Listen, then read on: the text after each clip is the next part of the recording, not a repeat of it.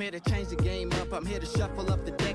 You'll probably think I'm famous cause I got a blue check. I remember playing ball up in Montreal, Quebec. The richest people that I met, they said they really were from Czech. My sales pitch deadly, so you better consult. If I'm a rap, then I figure I would give it my all. Cause I could rock a 16 better than Paul Gasol. I'm like a pager with the shot, with a basketball. I got more love for the game, like Sanaa Lathan. My flow is game changing, like an audible from Peyton Manning. Good luck to my haters, because success is taken. I got a nice career going, I got some nice money. If I don't follow my dreams, it will forever haunt me. My only option might be playing in another country. I started from a city where it's sunny. Crown me. I started from the bottom. It was nothing.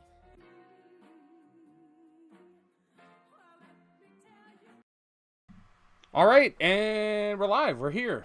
What is up, Ian? What is up, YouTube? Hey. What is up? What is up? We've got electricity. We have power, so we're streaming. We do have electricity. We're located here on the East Coast. How did you do today for our nor'easter? Oh, she was blowing. She was blowing a gale out there. She was windy.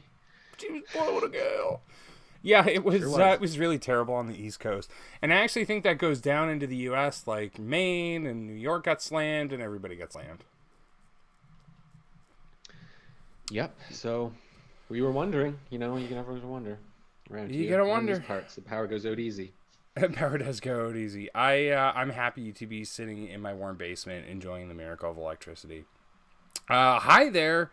It is Monday, January 17th. You're listening to the Hi There stream. My name is Nick Brent. I'm joined by Ian Conrad. We're a couple of designers, I don't know, doing weird, nerdy design stuff on the internet, I'd say. Is probably good enough. That's exactly it. Yeah, and we usually draw stuff together in Figma. Like today. We're making today. Well, you know, NFTs, non-fudge tokens. Never fudge tokens. We're hopping on the trend of that and making basically like playing cards that we're going to turn into NFTs, maybe or not, but actually probably really, maybe, and sell them. And we chose to do kind of like web stuff, like icons and buttons and colors and stuff, and maybe even different variations of those and stuff through the eras, like this Buy Now button circa 2001. And that's where we're at. Yeah, we did a bunch. We got some ideas. We've been hashing out the last couple episodes, trying to figure out it started as kind of a joke, and then we ended up like drawing some icons and buttons and things, and then turned it into like a series of like, oh, we can do different variants of icons, and then we can do like different like rarities of the cards. You know, there'll be a lot of them, some of them will only be like 10, so they'll be more expensive. And then we did buttons, and we got into like different eras of the web, and then into like web safe colors and all this jazz. So oh yeah, we actually did turned start into a doing really web big safe thing colors.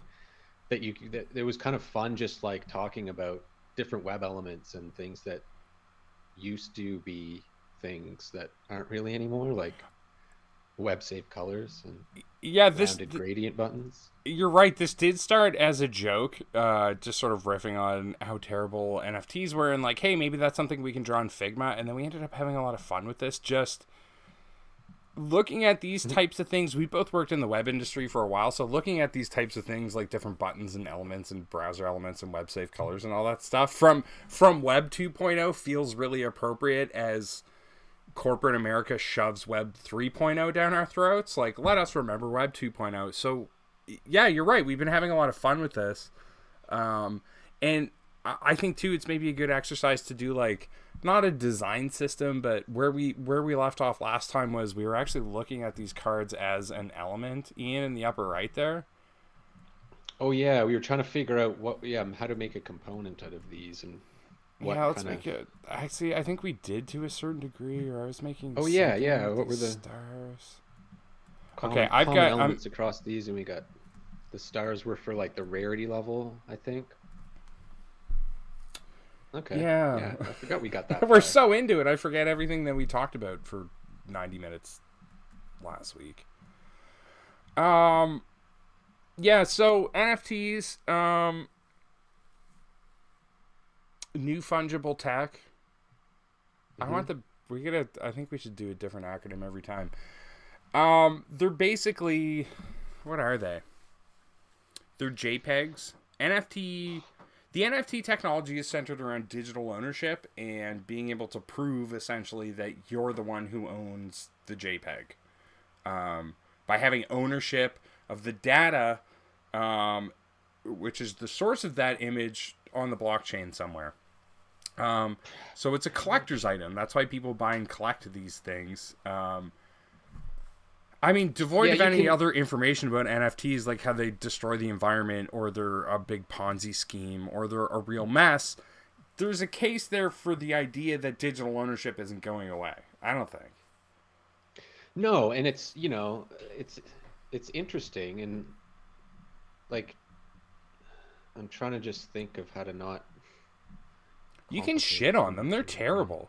And the world sort of at large hates them, which I'm comfortable with. Well, the things that are being done with them is kind of strange, like funny, like some of the weird art and stuff that's going for a ton of money. But it's kind of weird because like the NFT is like every NFT has a unique token that, like you said, proves digital ownership. So in the real world, like an art piece might be scarce because it's like hard to make a painting. Like as a kind of an example, like you can't just, an artist can't just paint a million paintings in an overnight. But in NFT, digital things, hypothetically, you can copy and paste and duplicate it forever. And like, so what's the big deal?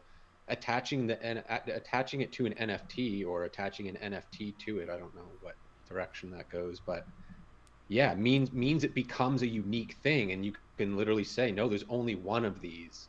Technically, yeah, you could save the picture, the JPEG on it, but you don't have that proof that you own it. So it is for the art side of things. Yeah, it's more about saying that you own it, because it's not about having the picture, because yeah, you can just copy the picture, but you don't own it. But then the terms of digital ownership could apply to a lot of interesting things. Yeah, things beyond just like a picture that an artist made, which again is interesting. But I'm sort of with you where, a painting is a physical thing that you can own and it exists one of in life, and there's an inherency to that can't be duplicated. But yeah, I'm sorry, I cut you off. There's a lot of other implications, like, say you own a piece of code that you want to own in perpetuity because it was your idea. Or maybe video game companies are going hard into this digital goods thing where, like, items you earn are a unique serial numbered thing that only you own. Which doesn't seem to be going well. But yeah, there's other things that aren't just like silly drawings that certain people see as investments. And that's important. Yeah. But the silly drawings are what's getting the attention. And that's what's fun. Yes, that's why the Bored Apes were a thing, because it was a meme in that community, and that community sees them as like an equity, like a security, like something that you're going to sell in the future for much more money. And there's lots of stories out there about how NFTs have flipped for all kinds of money and shit, but like, how much of that do you think is laundering? Like, percentage-wise? Like, I don't know. It's just, I don't know. It's not good stuff. And the energy it takes to mint and form these NFTs is also kind of rough. Yeah, it's a lot rough. Side of it.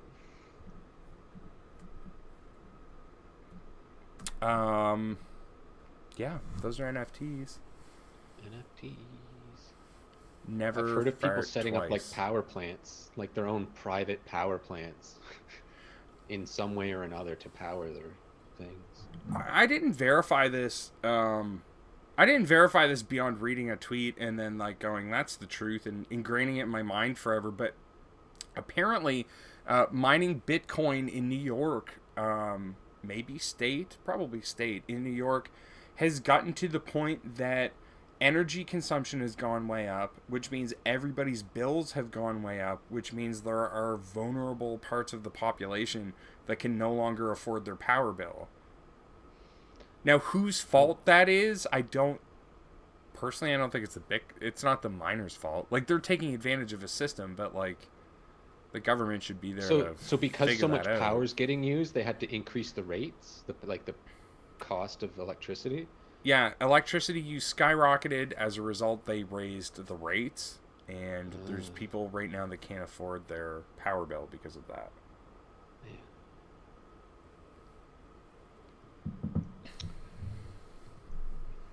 Well, energy's a monopoly, so that's kind of an issue in itself. Can't really buy your power from someone cheaper if you wanted to. Easily. That's true. Well, where we live, it is. We live in a place with like there's one power company. I believe other places have so, like you can pick your power company and who serves your house and does for your some thing. reason I feel like I've heard of that when that whole like grid went down in Texas. I remember hearing something about, oh, so and so power company. It's like, oh, in Canada it's generally a monopoly. I don't know how or it's like a provincial government thing. I don't know. We might be the only one with a power company that's also a private entity. Like you can invest in our power company. You can buy stocks in it, which is weird. Yeah, it's not a good that stock was either. It's a really garbagey kind of shit stock. Well, that was a mistake. Like, well, it means it was good for whoever made the deal, but it's bad. It's bad for people when the company's private. It's bad for people when companies. Yeah. Welcome to Rage Against the Internet. Welcome Against to Design. Maybe capitalism isn't late stage capitalism. I messed up that shape. So, it's cracked up. what are we doing? We're working in Figma here. Figma is a very, very popular design application for making digital products. We're doing something called a component system here. So, I'll control this view for a second. Where we have many, many, many of these card backgrounds, we know that we're going to be reusing them a lot, but they're going to be reused in the same capacity. It's the same card spread across multiple things. This setup right now, we have many individual pieces of graphics. I'm clicking on them as we go here to highlight them. These are all individual shapes and vectors and text objects and that kind of stuff.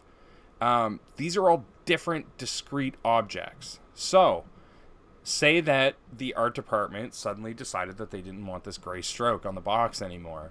Well, to affect the tons and tons and tons of these graphics that we're doing, we would have to delete that gray box on everything.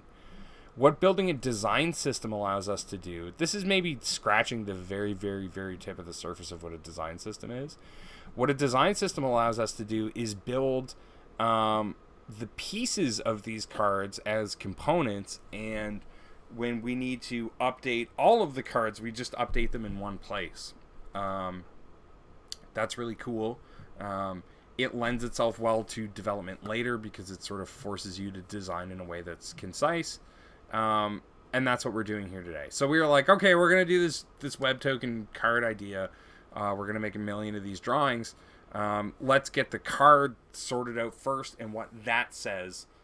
So, yeah, anyway, Ian was describing the process. The step we're at is doing the components. Was that good? We are making component. Ian is silently nodding like, yes. Well, they saved me so much time in the past, and I'm sure they will in the future.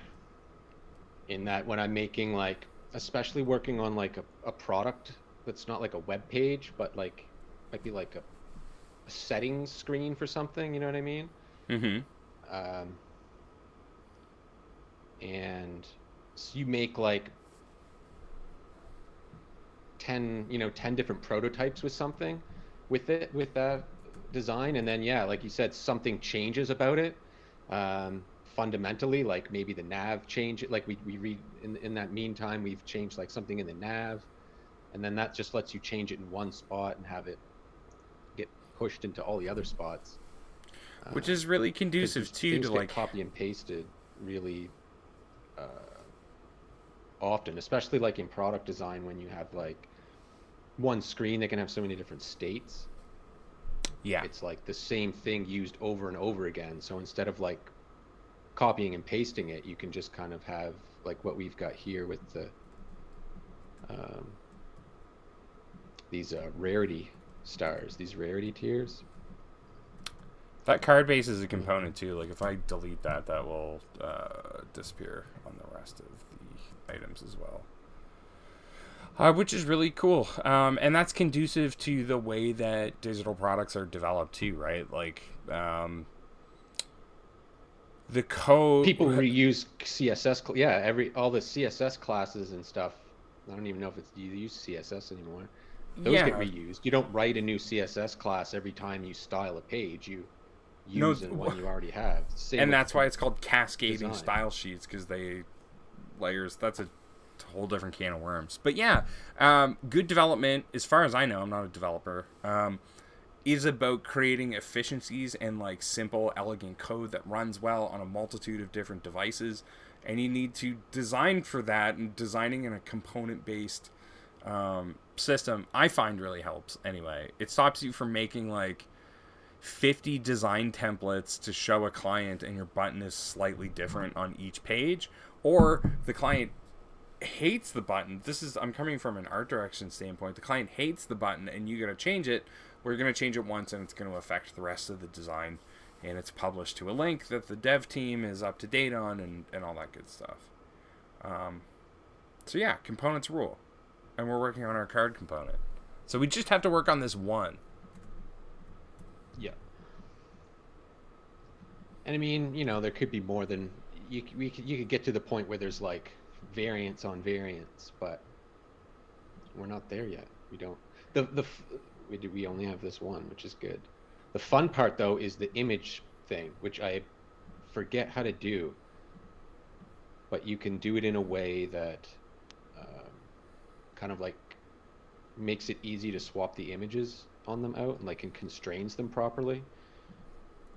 So I have a feeling that's gonna swap image, like if you're using like a raster image, like a JPEG, cause us a headache.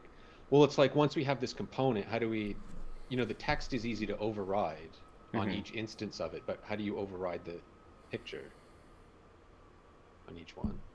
Oh, we keep it in a clipping mask and you don't change put every the picture in the clipping mask? You don't put every picture inside the... Is there a way to do it dynamically, like create a picture? Oh, nested component. So you just put every picture as a component. You can have the pictures, like you could almost have them. I used to do it, and again, I haven't done it in probably it's not been a year. It's been 6 months. But we had like a page where we would just drop in new icons, and then they would appear in like an icon library, and then in the design you could just select them from a drop-down menu. I don't know if that was even the right way to do it, or like a proper like way, or like a Figma recommended way to do it. I think there's other ways of having it where it's like you can just drop new ones in. I really don't know. It's gonna be fun exploration. Well, it sort of makes sense. Like you nested on nested on nested. So like we have rarity tiers here. We'll have another icon set that belongs on here that we can put things in, and you could nest. I'm assuming, how many layers can you nest components down into, I wonder? I'm assuming you could do lots. I think I read them say they don't recommend going beyond like 2 or 3. I was reading about that as the exact thing, and they said like, I think it was, I swear they said like don't go beyond 3 levels deep, not 3 inside, but you could have like a component and then nest another component in that, and then nest that in another component. It can get really screwy, like buggy, like the software. And you have to be, because in real life you could go as far as you wanted. I feel like you have to be so, you would have to be like doing it for years and be so like forward thinking to like be able to plan them out that perfectly, because like you start like we're designing these right now based on the idea of these cards we have currently. But like in the future, like we could make our component and then start making all these instances of them and then realize we need another element on Mm-hmm. this. Well, And then I only mean, for some of them, and then we're like, oh, we should have done it like this so that we could have planned for having like multiple elements. And then it's like, well, then how far do you know? I've I've been that person where I've been like, oh, let's try and make the component perfect, and then I've also been the person that's like, oh, I didn't do a good enough job making it a component, and I incurred a lot of, I guess I call it design debt, but it's basically like tech debt.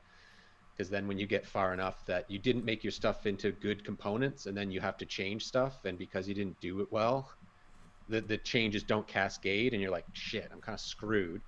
But then the flip side of that is, well, sometimes when I was doing it, I'm like, I think I can get away with this. Like, I don't need to spend the time making a good component because I'm just trying to get this, I'm trying to rush this little thing through, and then it gets bigger. So I don't know. At the end of the day, I find you never predict the future. So I try to take like well, there's something to a be little said bit of for a a balanced design budget approach. too. Like at a certain point, I would imagine it's just like, well, we have to redesign elements. Like you just have to sit and recreate these because you couldn't have possibly have thought of that. Yeah, we had to add a week. It was either a week or 2 weeks. We had to basically do a sprint where it was like no new tickets get made. We just clean up our design system. Can you They were not deselect that happy. element for a second? That blue border is driving me nuts. Thank you. I can see that.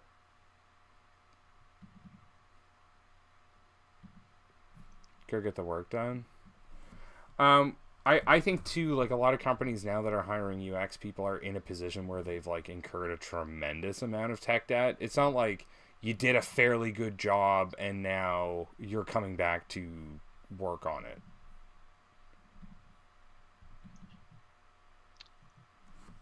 Yeah, people are hiring UX folks.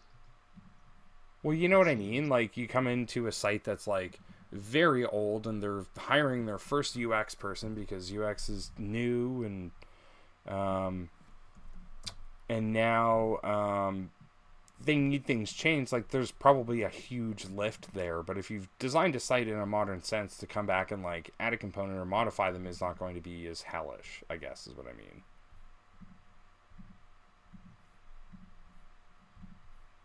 Mm-hmm. Tech debt. So much tech debt.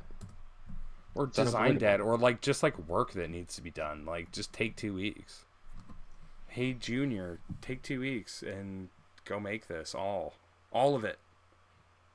108 But templates. do it as well as Go get I it could fucking do. done. No, well, But I'm do it gonna as give well you as all the someone that direction. Here's the rules that have been carefully curated through consultation between design and development. Now just go make the templates and don't leave the house until they're done. Yeah, I've been That's doing actually this terrible. for over Crunch a is bad. decade, That's but not. there's no reason that you can't do it just as well Yeah, you are as me. young. That's I actually made a lot of terrible. mistakes. Don't make any of this. I made a lot of mistakes. Don't make any of the same mistakes I did. But like again, Go even get on it a done. very don't do what I did, but but do these things I am telling you to do. Um, yeah, that's what juniors do. That's what design juniors do. They make a fucking ton of templates. Like, damn, we need to make 800 variations, and these all need to be part of a design system, and da da da da da. Somebody's gonna bang their head against the wall for 3.5 weeks to do it, and that's what a design junior does. Good. We need some. I'm not saying we should like imply crunch or like put people in shitty deadlines, but like, I don't know, go do a lot of boring work. Yeah, go search for answers. Figure it out. That's basically it, right? It's like I don't know either. Just go. You have to go figure it out, Have you ever done that? and then you have to do it. And I'll Like if help you're in a you. position where you're like directing work and you get a lot of questions, and you're like, hey, I don't know, go read a thing. Go figure it out. I can't answer that one for you. Just go make it. Yes, says Ian. All right, what else needs to be on the card?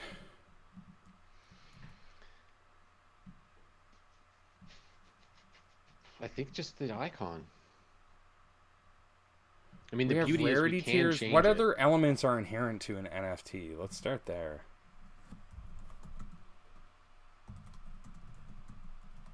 What meta info is Does included? anything? I don't think with anything NFT? else has to appear on this part of it, right? What's an let's drop a screenshot of like an NFT. What is site NFT in. Let me see if I metadata? can- NFT metadata is the core of an NFT. It is a JSON document that often contains the following: NFT's name, description of the NFT, link to the hosted image, traits. No shit, dude. So you're not fucking minting the goop, the computer goop that makes the JPEG. You're minting a JSON document that links to the hosted image. What if I stop paying for my hosting? Do you own it then? Where do you? This NFT Where do you metadata will be the input of your NFT. Smart contract will be the input of your NFT smart contract, which you will deploy on the Ethereum network in a third party. That makes sense. Yeah, because the JPEG is arbitrary. Like it doesn't have to be a JPEG. I don't know. All I know, all I've really heard of is it being media of some sort, like picture, video, or audio file. But I don't know that it can't be anything. Like why can't my deed to my house be an NFT? That way it's mine. And that way if the government of Nova Scotia dissolves, I still own my property. So this metadata to me looks... I'm just going to put this image on our canvas here. Looks to me to be fairly open. Like they're variables that you define or whatever. So I'll screenshot it. Hold on, I'm getting a screenshot too. It's education break. The more you know. Brought to you by. Well, we're trying to learn it too, because again, this started as a joke, and now we're actually having serious discussions. I haven't laughed in like a half an hour. I'm deep into the NFT game. So it looks from this JSON file like you can assign any variable. This probably applies to those apes. So you've got face, ears, eyes, hair, mouth, nose, and a token ID. I think the token ID is maybe an arbitrary number, but I'm not sure. But the rest of those, face, ears, eyes, hair, mouth, nose, those are like traits that you can give to your NFT. So a trait for our NFT may be that it's rare. Like, so one of these would be rarity, and 4 would be purple, and 5 would be gold. Do you know what I mean? I do. So, like with that, I would say that these would have a couple different variables. So at least rarity, because we've already introduced that. Rarity, yeah, it's so late at night. It's not, it's 9:30, but I'm so old. So we have rarity. Since we talked about V-Friends. Oh, you got some V-Friends in there? Yeah, those gosh dang guys are weird. Yeah, it's just Gary. It's so I'll actually jump up here on the screen. This is Gary V's collection. Gary V's sort of a storied illustrator, and people who are into it. Think sort of like Daniel Johnston if you took away all the sincerity and made a Gary V. Anyway, so Yeah, he's making NFTs, and you can see he's got like rare, very rare, epic, hologram, bubblegum, lava, diamond. Like, there's all these rarity tiers, and they're sort of arbitrary. Like, I can see him sort of like, I make sympathetic squid, and I mint it as an NFT. I also noticed the trading card design, which is kind of funny. Yeah. We're gonna take. I actually hadn't noticed that before, but we're gonna take it a step further, I guess. Holy shit, that diamond one in the upper right's worth 80 fucking grand. Can you imagine if you did some things on the internet and you got 80 grand? Did you see the video of Gary Vee like kissing his father on the lips for like, you know, that like football this got player weird. and his kid? No. Oh, Sorry, anyway, Gary... there's a video of it's Gary Vee talking. Wait, are to you his not dad, allowed to kiss your dad on the lips? Oh, you're allowed. I think it's just it would when just you be do fucked. it the way when you do it the way that this was done, it raises a lot of questions. Oh, okay. Okay. He did it with like, love on the lips. Well, like love on the lips. I've just never it was like a very open mouth, like French kiss kind of deal. I'm sorry, you're Italian, from though, so Canada. You're from Canada. French kissing is your second type of kissing. Yeah, I learned to. Yeah, we take French kissing in school actually. Yes, that's what I was bilingual. looking for. We take French and then kissing this whole in thing with the school. teachers is you're not allowed to kiss the kids, and I don't know. I liked it, but I guess they're not allowed to do that anymore. Well, no, the teachers still have to customarily French kiss the students, but they have to keep their eyes open, is the thing. Oh, so it's not romantic? No, it's not romantic at all. It's deadlocked. This is like a medical thing that we're going through. That's how we do it in Canada. I don't know. Sorry, back to Gary Vee. So, okay, sure. I mean, the guy's got a following, and he's got a lot going on. So, when talking about investing in art, this is definitely a person that you could do that with. However, the rarity tiers and the meta information that we're talking about right now seems completely arbitrary. Like, why is sympathetic squid very rare, and why is bad intentions lava, and is lava more than very rare? Like, there's some communication issues happening here. Yeah, we want to be a little more. What I mean? I want to kind of take this a little more seriously than Gary. A little more upper deck. Yeah, we want to get. If like, there's a meta trait, it should be on the Gary. card written. Pardon? This isn't a fucking joke, Gary. We told you we weren't joking, Gary. Don't make a fool. You're making a fool out of everybody. Hot shit Hornet. Hot shit Hornet. That's disgusting. Forgiving horned frog. That's actually very nice. I mean, if anyone's NFTs are going to be worth anything in the future, it is probably someone that's somewhat famous for being like for being into that kind of thing, like just general making money online. You know what I mean? Like, yeah, not that I think they should be worth money, but well, there's certain famous artists who have had very long careers that if you bought an NFT from them 10 years ago, hypothetically it would be worth much more now because they've had a whole career. But that's true about a painting too, right?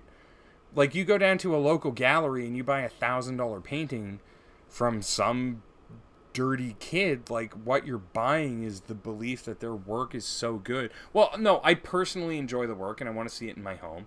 But if you're an artistic collector, which is the capacity that people trade these NFTs, what you're buying is a gamble that this kid's stock is going to go up and they're going to make a bunch of money and my painting will be worth, because it'll be the next Van Gogh that they found in someone's fucking closet somewhere. Or like Andy Warhol. He actually did this after he was famous, but he used to pay his rent in paintings. Because it's like, well, look, on face value, here's how much it's worth, but hey, in 5 years, you never know. And I'm sure his landlord feels pretty good about it now. Probably sold them right away for nothing. Yeah, he's like... he used it for, like, fucking rolling paper, because he's fucking... Fucking freeloaders. Give me Damn paintings. Piece of shit fucking. Actually, Warhol was famous. This is so boring. Oh my god, why am I doing it? Andy Warhol was not famous, but he was like an advertising agency guy and was already like well-to-do and had money and was a socialite in the city. But that's why he became a famous artist, right? He knew everybody, and it was like, well, Andy's doing a thing. Huh. I knew he did art. That's Sorry. not boring. It's interesting. I didn't know. I thought it was the other way around. I thought he did commercial work because he was a famous artist, and they're like, we'll give you shitloads of money for Campbell's soup or something. I don't even know if that's true. And I was just like, oh, no, I think the Campbell soup thing was like a reaction to pop culture. I think what he was trying to do was commoditize art, like it's a silk screen. It's a 2-color silk screen. It's an image that, took some time to produce for sure, and that's the artistic merit. But it takes 2 minutes to produce. But I fucking produced it, and I signed the corner, so that should be as valuable as your $50,000 oil painting. I think that was the confrontation there. Did you ever see Exit to the Gift Shop, that Banksy movie? Yeah. That was pretty good. Remember when that Mr. Brainwash guy, which I think is a caricature that Banksy made, but the line is blurred. But he did the art show and he had broken his leg, so what he did to personalize each one of the pieces was somebody pushed him on a chair while he spray painted on them, like a line across all of them. And was like, now it's an original. Like somebody else produced this print, but I put a line of spray paint across it so I can sign it, and that's an original. And it's worth $10,000. Interesting. This is sort of relevant because we're talking about these traits on the screen right now. It's interesting to separate like the value from like the rarities and then like the interestingness of it too.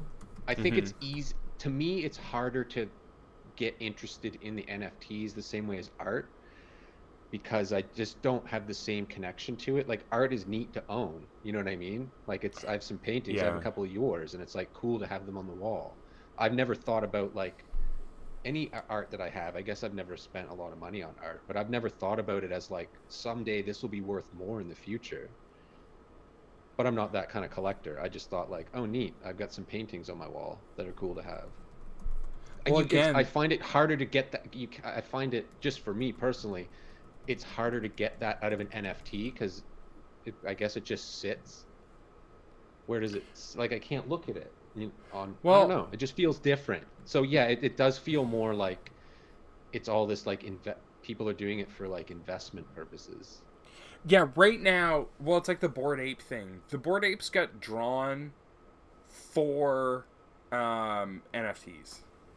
Like, so it was a means to an end. So you're not looking at good art, nor are you invested in the career of the artist. Like, Banksy's a bad example because he would never do NFTs. Like, I don't think Banksy would make an NFT unless by buying it, like, a hitman was assigned to you or something. You know, like, or your house burnt down. There would be, a catch to it. Yeah, there would have to be a bizarre catch to it. Like, the world's worst mega virus was on the fucking thumb drive that you got the NFT on. But everybody knows who Banksy is. And a lot of people are invested in his career. I've been watching him for fucking years. I own his coffee table books. I love this guy. When all of a sudden you would, if it was normal for Banksy or a famous artist to produce an NFT per piece.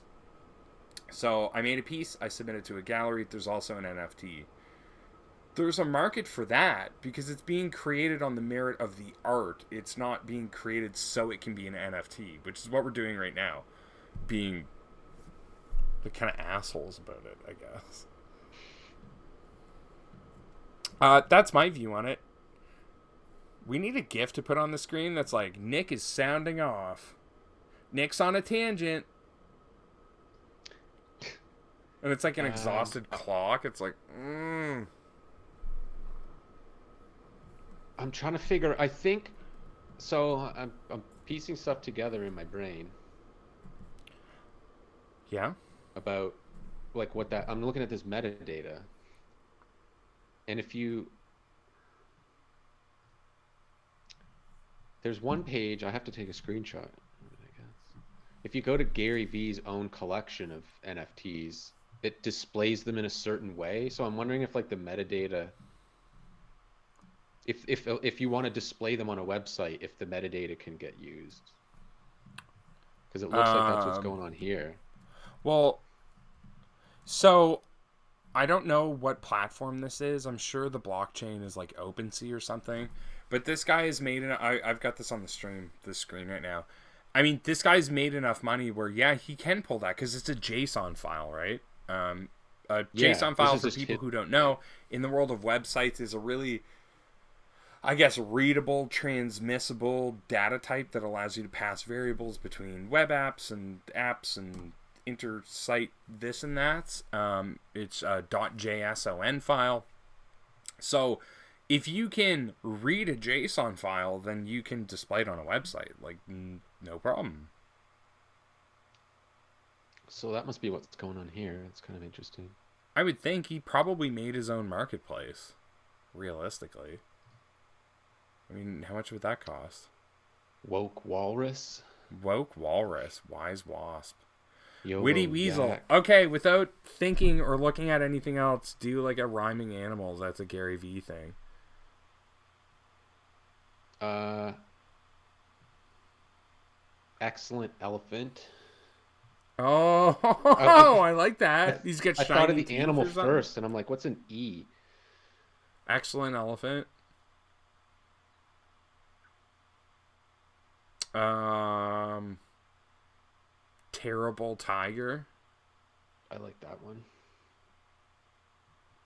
Ketamine kangaroo. Just, what's ketamine make you do? Not bounce around? I think it makes you drool.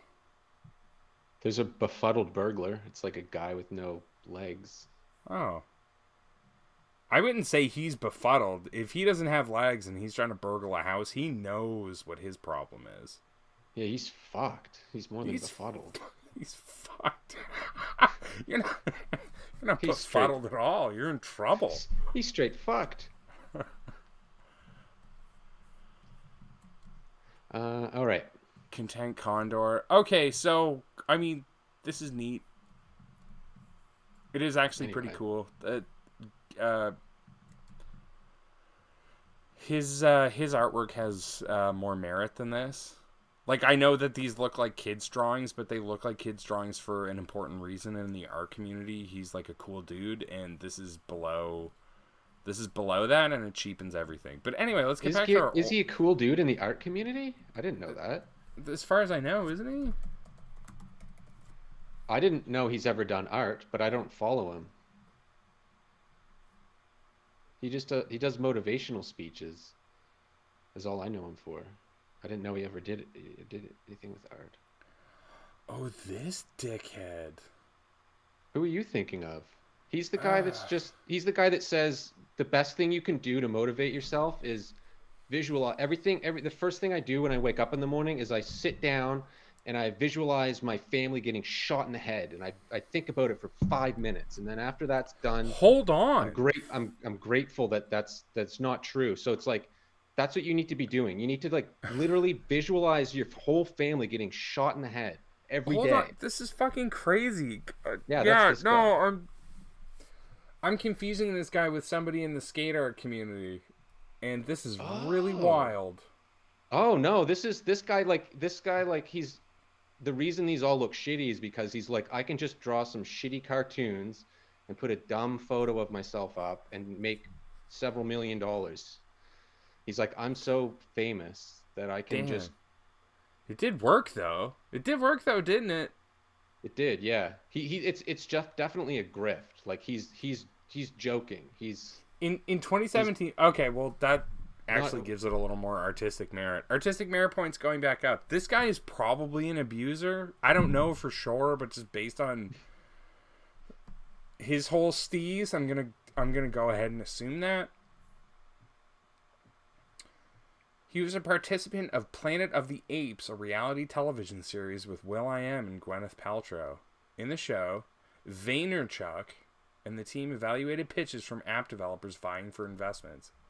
Has this guy made an app, or does he own one of those like investment companies that never actually makes an app? No, he definitely made a lot of money. He made a show. It was called like Wine. He made like a wine show on YouTube or something. Mm-hmm. And then he sold. No, he started a wine. I think his parents had a wine company, and then he started selling the wine online. And then he started like a wine show, and then he made a lot of money doing it. And then he just started talking about how to make money on the internet, and it turned into one of those like things where you just he talks about, he sells tickets to seminars on how to like make money on the internet, but yeah, and people feel like his way of making money on the internet is selling advice, just like Tai Lopez type guys, where it's like, I'm rich and I'm going to tell you how to make money online, but the only way he makes money is by like selling advice. I think Gary Vee might have a little bit more credibility than some of those guys. It's almost like he figured it out. It's like he like walked up behind his wife one day and she was surfing the internet and he right over his shoulder and he was like, these people just fucking tell each other that they're the expert and they all believe one another and it creates a economy. Yep. It's like someone has to be the expert. You just got to give the people someone that they love. I'm going to be that someone. Somebody's got to be the world's first entrepreneur, social media mogul, angel investor, and oenologist, which is wine. Oenology is wine. You shouldn't be able to get a doctorate in wine. That's the halfway mark. It's not a real doctorate. I don't have a witty retort. We'll be back in 5 minutes. Thank you.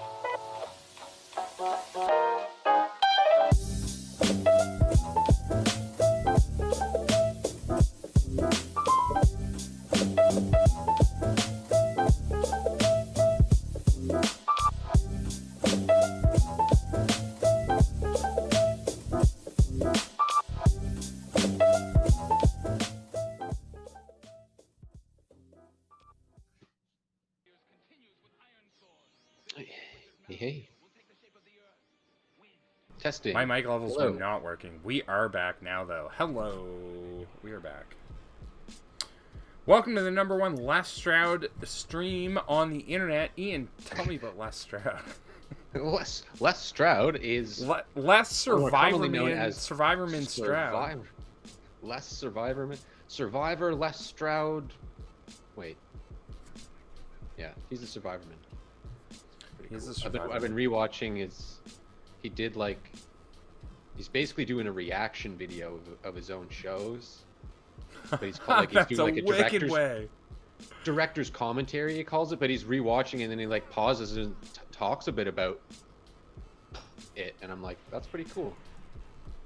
That's a really good way to do director's commentary. Is like, let's have a bourbon and rewatch my stuff, and he's like, oh That's man, literally, he has like a glass of wine and like he doesn't even really know how to do it, I think, some like properly, so he's like leaning forward to press play on his computer, and like he's literally watching it on his TV. That's in his house. really He's great. got someone editing the video, so it's good though, but it's just kind of funny. I appreciate But it. yeah, we're making NFT trading cards for web icons and web elements. We're making basically. web tokens. I'm just in Web the stream tokens. view here. I'm gonna take a quick look. And we're just Ian and I looking at- jokingly wanted to make NFTs, and we came up with NFTs that were all of the web elements of Days of Old, and now we're kind of here messing with components. We were going into components, blah, blah, blah, blah. So now we're on Yeah, to we meta took it a bit. information about NFTs.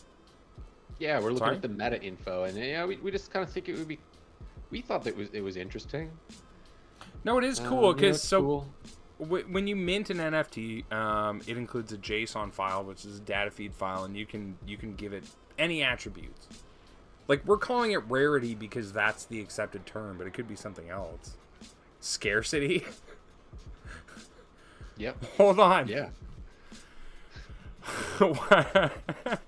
So, okay, you can't see this. I'm on the stream view, but I'll narrate as I go.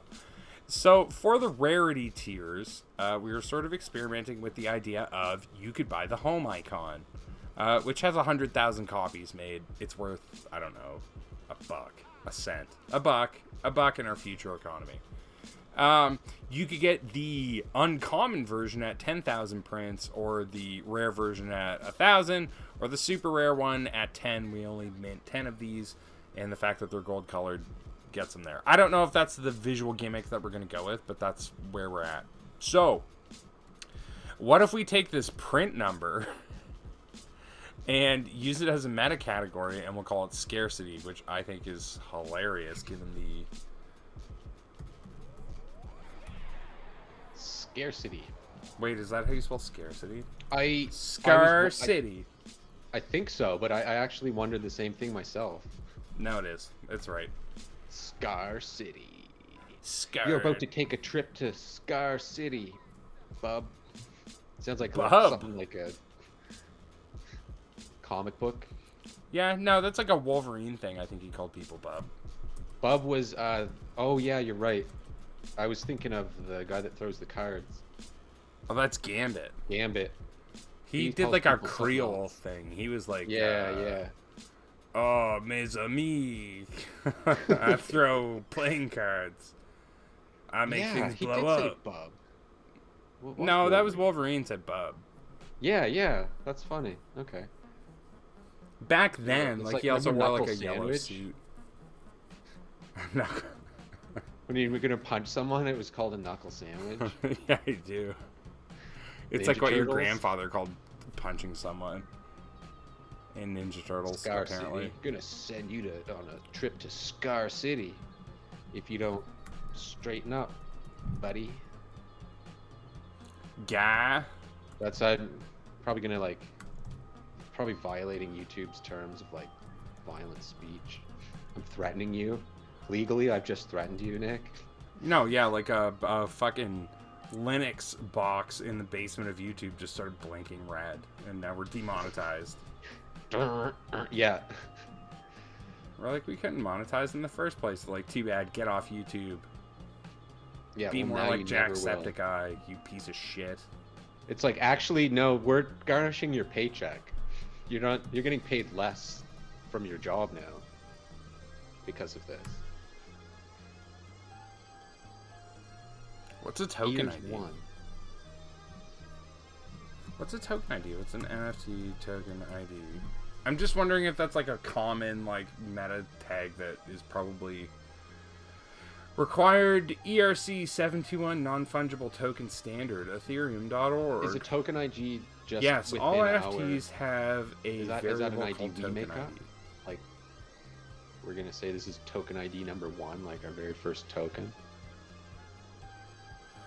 It's a standard for NFTs. Yes, I'll have a uint256 variable called token ID. So for any ERC 721 contract, so the contract that you create when somebody buys your NFT, Yeah. pair contract address uint256 token ID must be globally unique. That said, Oh. okay.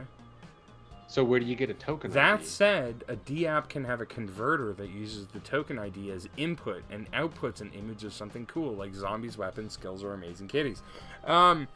This gets into a thing that I thought was really cool is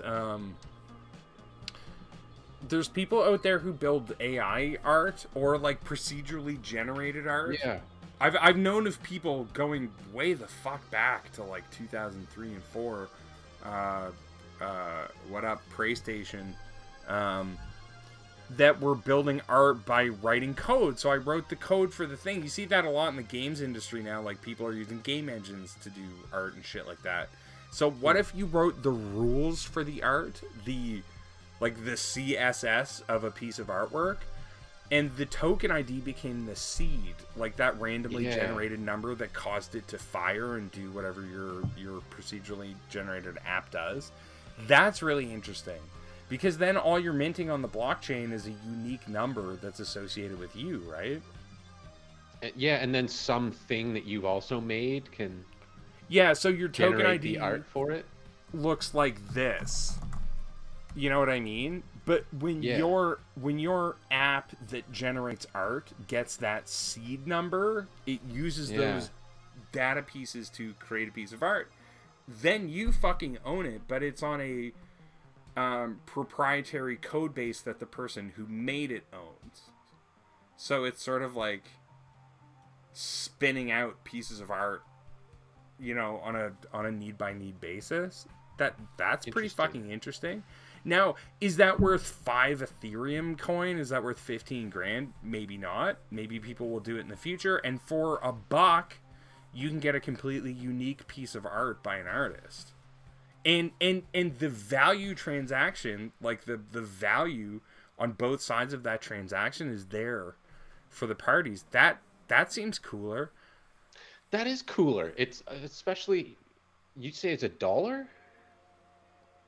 Well, I mean, it would be the cost to mint the NFT plus a markup for the artist. So you this would have to exist in a reality where we're like not minting, but like mining Bitcoin becomes somehow less energy intensive, or we discover like cold micro fusion, you know, and just generate free energy, because that's the problem at the end of the day. Okay. Yes. I think for societally. For society, but does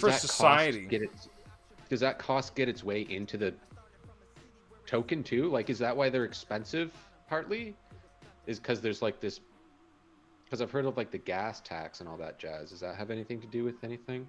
Yeah, when you hear about minting, this is really funny. I, from a software perspective, at one point in time got to work for a company that was adjacent to a company that was working on an oil pipeline. And oil pipelines, this is a fucking cool tangent. Oil pipelines in North America, under the ground, there's thousands of these fucking pipelines, and they go everywhere. And I'm oil company A, wants to sell my oil to energy company B. And they're buying my oil from me, but my oil has to go through the pipeline. When you're moving that oil through the pipeline, you have to pay what's called a gas tax. So you have to give a bit of your oil to the pump houses that burn fuel to pump the oil through. Gotcha. And that's a fuel tax or a gas tax. So with the NFTs, I see it in the same way, where it's like, well, the gas tax is the amount of energy that my server farm had to generate to fucking pay for this thing. But it's exorbitant, right? Like, you might mint an NFT and it's $40. Well, what is the raw energy cost there? I mean, they're grinding up the fucking Amazon. They're just like cutting down the Amazon and shoving it into the back of an Ethereum grinder. I get it. $40 is a lot of electricity. That's a fucking ton of electricity. Like, my electricity bill every 2 months is like 120, 150 something. Not right now though, because I'm minting. Computer's humming. I got a smart fridge and it's mining for me. Nice. What if or we mining, built... It's mining for somebody else. It's mining for me. I hacked your smart fridge. Your whole house is a zombie network. There's been mining bitcoins. There's been zombie networks out there before that have done that shit for sure. And it was likely in the early days of Bitcoin before anyone caught on that it mattered. That's interesting.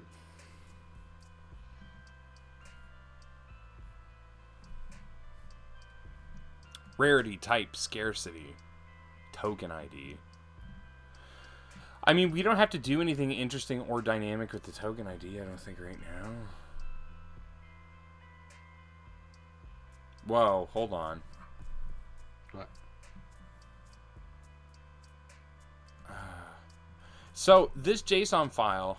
Sorry, I'm controlling the stream view just to make sure everything's in check here. This JSON file has, like, face white, ears 1, eyes regular, hair whatever, right? Mm-hmm. That looks a lot like... I'm just editing this text box. Font family. Font size. Oh, yeah. I mean, these must be their own proprietary things. Like, hair 7 only means something to them. Could you use metadata in an NFT to write CSS for a website that somebody owns? I think so. I think I think this Gary V site, I think what it does is look at the metadata and create. People are writing like CSS for it, so it's like, oh, when something's called like rarity, it gets this style with this little icon next to it. When something's titled like tight or whatever it is, like it's bird, and then it gets a emoji. So I think you could, yeah. I don't think you would put CSS in there.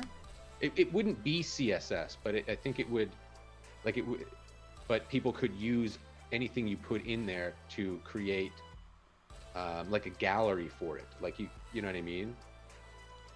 Well, you could actually write CSS in there. Because the way that this JSON file, at least in this... Sorry? I don't know if that CSS would get rendered. No, you would need a third party to compile it. Or you would need like something that reads this JSON file, because you see you have like data set, data value, data set, data value. And that's how it's going to read it back out. But there is work that you could do to interpolate this as CSS and then render it. Yes. Yeah. So it was unquestionably, well, probably not misinterpreted, because yeah, if they just used the CSS from it. So yeah, I think ultimately, in one way or another, it seems like you could. Yes. Yes. I'm like, yes. Well, developers can do anything, Ian. God. It's JSON, Nick. It's JSON, Ian. People who don't know call it Jason, and it's embarrassing. I actually worked with a guy named Jason, and we called him JSON. Haha, that rules. It was That's perfect. Awesome. I would it's like, hey, JSON. JSON over here. He wasn't a developer. He was I guess UX, kind of like a business dev, like more of a businessy guy. Ain't that agencies, huh? It's like, he was kind of like a developer, designer, salesperson. Yeah. Yeah. Yeah. More like biz dev, but also like a tiny bit of design, and I'll pull that out of there. So I guess the next thing I was going to go to was this card needs to reflect all of these values. Including the token ID, ideally. That to me is what makes it a trading card from like a... Like the rarity is clearly implied. The information is clearly implied. Like if you look at a Pokemon card or a Magic card, there's a lot of small print on there that denotes different things that are important to people who give a shit. Even these Gary cards have like the number of the card, and it's got like 8 out of 8, or like the number out of number. What did you say about the token ID? What the heck? Is that like a special thing? It's part of the We rules. don't get to invent that. No, you can invent it. It does need to be globally unique, though. What globally unique means, I have no idea. Like, do you put globally to us, or global to the whole globe? Perhaps global to you, because they're forming... This is all... What I was reading was rules in relation to forming a contract with the Ethereum network, so not minting something, but selling something to someone. So it was like... It sort of seemed like, you gotta keep the token ID in there. I don't know what else is required. Maybe we don't care, but... Okay, I get it. So that's cool then. So that's kind of like... We'll put it in there. I mean, we could take a fucking random hash generator and put it down here in 4-point type. It would look cool. Yeah, exactly. Yeah, that's exactly what I kind of saw it as too, like an official looking number. We would likely need something in here too, especially with the scarcity. So scarcity is denoting print run. So you're at 100 of 1,000. So I bought 324 of 1,000 prints. Oh yeah. So the actual scarcity value would be this. So I'm starting to feel like we almost need a third-party thing that's going to generate these images. Maybe it's a Figma plugin. I wonder if we could figure out how to write that. But, like, how do we get this value and populate it dynamically and then generate 12,000 PNGs or 10,000 or whatever the number is? Oh, yeah, that should be possible. Yeah. It's definitely possible. You could actually do it through, like, a web backend, but would need to be done. Yeah, I bet the numbering one is but I shouldn't say it's easy, but I bet that's something we could find. That's fun. So that's the scarcity, and then the token ID is another thing. Yeah, I get it. That's kind of a cool little bit of, It looks like cool. footer It info feels on the official. card. Like it makes it feel like an official thing. Yeah, like a part of a. Yeah. It's Like I when didn't just copy and paste a picture. I own the home button. I own number 1 of 10, the home icon. Like that's been the pitch from the game companies, is like, so you earn an item in a game, in Call of Duty, you earn a helmet. Well, now this helmet has a serial number, and if you were to earn 1 of 1,000, well, now you got a fucking valuable piece of something, you know? I also saw that, like, hypothetically you'd be able to, like, use it when they release another version of the game. Yeah, that's game developers heard that and puked. I think so, yeah, and I feel like even every across day, different games, like that's just doesn't seem feasible. it's really feasible to a salesperson, but to the people actually making the games, they're like, why? At what point in time would you have a gun in Call of Duty that you would use in Fortnite or vice? Like, how do the licensing deals for that thing even get fucking written? Yeah, and how do the companies would then have to work together in some way so that that thing could appear in another game, right? For the sake of, again, like, this technology that people hate. Like, it's been neat in game news lately because a game company comes out, Ubisoft comes out and says, we're focused on NFTs and we're going to put NFTs in our game. And the audience hates it, and their developers internally are leaking things saying that the developers hate it and nobody likes it, and then they apologize and it goes away. And that's like the NFT game industry thing.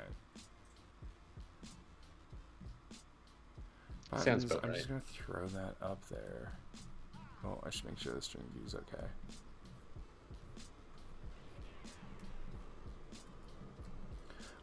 It's definitely not going away, though. Like, there's this feeling like it's popular enough now that it's got its hooks in the industry. It's just, I felt like the Web 2.0 thing happened because users wanted it. Like, users wanted a more social web, and they were features that applied directly to them. But between that time and now, things have changed, and Web 3.0 is about the industry shoving it down your throat, whether you like it or not. You will like it. You will like it because that's the internet now, you shit. Click on things. I'm like, I'm sorry. And they're like, do it quicker. Buy this deodorant, you fucking idiot. Yeah. But yeah, anyway, NFTs. They're okay. I just searched token and found a bunch of, like, gold coins, basically. A lot of them are like arcade tokens. Man, remember arcade tokens? Actually, right before the pandemic, a pinball arcade had opened in the mall where my office is, and it was like the OG, like, you had to put a $5 bill in and you got tokens, and that's what you played with. It was so fun. Oh, dude, check this one out. That would be fun. I want to do that. Sorry. I want to go axe throwing again. Remember that time we went axe throwing? And we thought it would be terrible, but it turns out to be the funnest thing ever? Yeah, it's like, I don't want to do this, and then it's just like, what's one more throw? Yeah, Look at I'm this the king token. of this. Non-negotiable. Game token. Non-redeemable. Is it fungible, though? Excuse me, sir. About this game token? Turk. Turk. I'd like to negotiate. I like this. I like this globe shape on this, like this old like internet icon. Oh globe. yeah. It's like one's repression and one's impression. Lucky winner, only for amusement. Sir, are these fungible? And he's like, what are you talking about, kid? And I'm like, would you consider these tokens a decentralized currency because they're not controlled by a governing body? He's like, when something's I suppose you'd say so. And I'm like, how much does it cost to mint one of these tokens? He's like, 0.01 cents. And I'm like, well, now we've got an economy happening. Now we have an economy.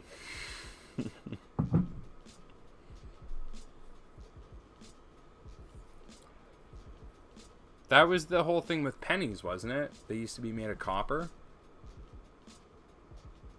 Pennies used to be made of copper, and then that amount of copper got more expensive than a cent.